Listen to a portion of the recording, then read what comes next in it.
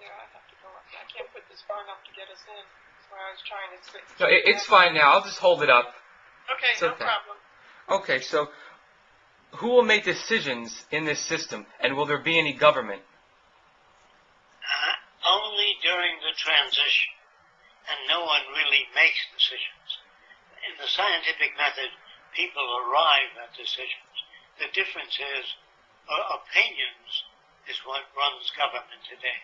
In the future, by doing surveys of your resources, your materials, your transportation, your factories, only that, learning how to live in accordance with the carrying capacity of the environment is the only system that makes sense.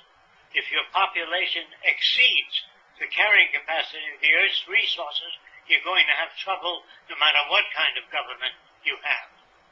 Do you understand that? Yes, makes sense.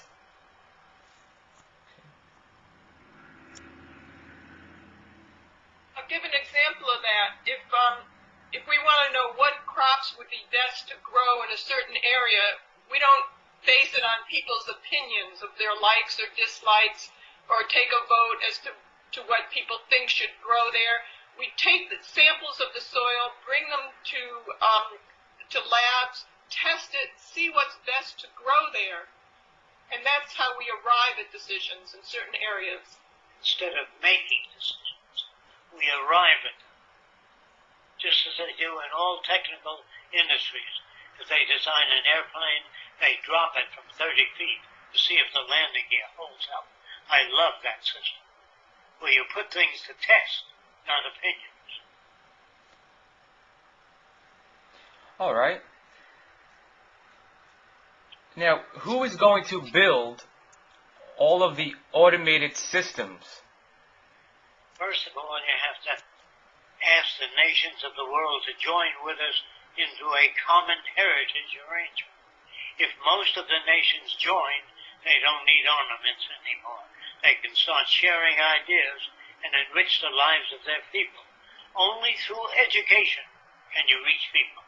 You cannot do it with armies or force. Okay. The more you know about the Venus Project, the better able you'll be to educate other people as to the advantages. Right. Don't forget, today we live in a self-centered world whose major concerns is wealth, property, and power, and my family. In the future, it's the family of human beings. If they don't learn to live together, they will kill each other. Exactly. And that means a method of how to do it, not just words or a cross on your neck or moral platitudes. We really have to design a society which enables people to do well, to take care of one another, not to pollute the earth, to build intelligently. You know, they talk about sustainability today by doing a green roof or a wind generator, but that doesn't take care of the problems. It really has to be a total systems approach, a global systems approach, which all nations eventually have to join together to take care of one another and the environment. Great answer. Okay. Next question here. Okay, so what transportation systems would we use in this system instead of cars? If you know a place called Radio City or the Empire State Building, all the transportation is built in the building. You get in an elevator, it takes you to whatever department you want to go to. In the future, our cities will have built-in transportation to take you anywhere within the city within 15 minutes. You don't have to live a half a mile away and drive to work. You live about 10 minutes away from the place you work, or less than that. So all transportation will be part of the city system. Instead of thousands of automobiles parked for 8 hours in front of the factory, they're not being used when they're parked for 8 hours. So we have a mass of inefficiency throughout the world. Each building is a different size. The windows are different sizes. And the way our cities designed produce jams and problems and automobile accidents and other accidents. They are not designed as a system to protect and enhance human life. This is what we do. All our cities are designed with built-in transportation, schools, hospitals. The amount of hospitals we build is based upon a survey of physical conditions. If people have heart disease, or cystic fibrosis, or other diseases, we build hospitals in accordance with the conditions that exist, not someone's opinion. Right. You know, automobiles are a terrible form of transportation, but the auto industry's won out. They lobbied very well, and that's how decisions are made in this culture. So you really don't need automobiles in the future. You need an efficient system of transporting people from one end of the city to the other. If you look into the website, thevenusproject.com, you'll find a lot of pictures and a lot of blueprints and designs of what transportation systems could be like in the future. Automobiles are a tremendous waste of energy. They kill more people than wars. Exactly. Like right down my street, there's a Hyundai dealer, and there's like, several hundred cars just sitting there in the lot, and they could be used, So it's just a waste of time and resources. Okay, so on to the next question. What about people that don't want to work and say, they just want to lay around all day and be lazy? Those are people usually, according to surveys, that suffer from malnutrition, that have lived a life of abuse, that have never received a reward for what they do. When you pay people minimum wage, there's no incentive there. They can never pull out of a problem. They have to buy a used car, which breaks down more than a new car. They're in debt all their lives. They never seem to get anywhere. So I would say that most aberrant behavior is generated by the world you live in, by the societies that exist today. Now, there's no such thing as civilization yet. We're not civilized yet, because being civilized is an ongoing process. Can you understand that? There's no such thing as intelligent people. An intelligent electrical engineer of 75 years ago couldn't get a job today. Do you understand what I mean? Our language was designed hundreds of years ago. It makes it almost impossible to talk to people. So our language has to be updated and made more efficient. This is happening on the internet, slowly. And, most kids, all kids, unless there's something physically wrong with them, are curious and explore and want to do things and want to learn and want to update their knowledge and become fulfilled with the things they can do and participate and help one another if they get immediate reward and understand that that's contributing to their own well-being as well. But in this culture, we flatten that out so poorly, as Jacque mentions, with minimum wage or no reinforcement during school. Everybody can be participatory in a properly educated society. But actually, we really don't need the participation of everyone. It would just take several thousand people to run society, and as things become automated, even less than that. I'm talking about a global society. Wow. Okay. This may be tricky, this one. What do we do with the prisoners during the transition phase? When can we let them out to join this society? Prisoners are educated in whatever field they want to study. Art, music, theater, industrial design, and that would be up to each individual. But we would offer them possible alternatives rather than internment in prison.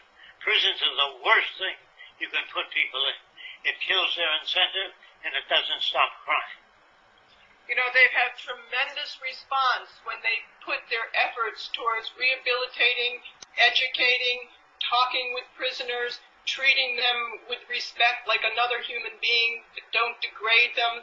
They've had tremendous success in no recidivism. if they put resources towards doing that, and even in the prison system today, but they don't. They have politicians that look for revenge. They treat the prisoners the same way violent prisoners treat other people. They're doing the same thing when they put them in prison, lock them up, throw away the key, and put them in solitary confinement. There was somebody that said, you can put a dog in confinement in a cage for many years, but I wouldn't want to be around when you let them out. It's the same way with people.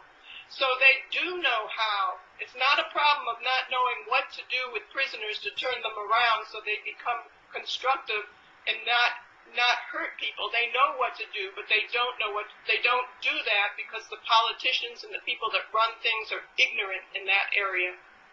I'd suggest reading a book called Violence by James Gilligan and Preventing Violence. Thank you. Okay. What if someone kills someone else? What will happen to them? There's a reason why people kill one another. Either they're brought up to dislike certain races, or they're brought up by a subculture like the Ku Klux Klan.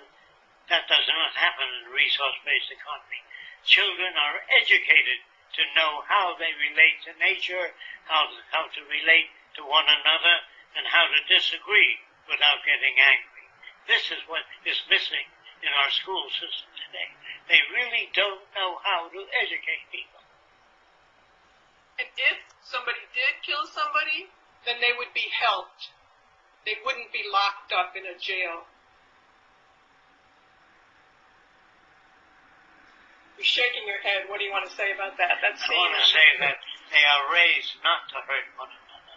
You don't have that condition in a sane society. I'm talking about a transition. Right. There's a lot of trouble in the transition. How do you see the collapse of the current system unfolding? I see it as a continuous system. All kinds of attempts made to ratify the system, but it will not work. If you can't turn out a better product than the Japanese at a lower cost, you're going to be surpassed by other nations. If our nation fails to look to the future, to develop new ideas, we will be surpassed by other nations.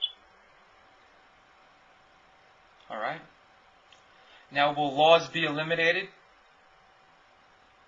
Not eliminated. There's no need for it. If people have access to the necessities of life, they do not invade other countries.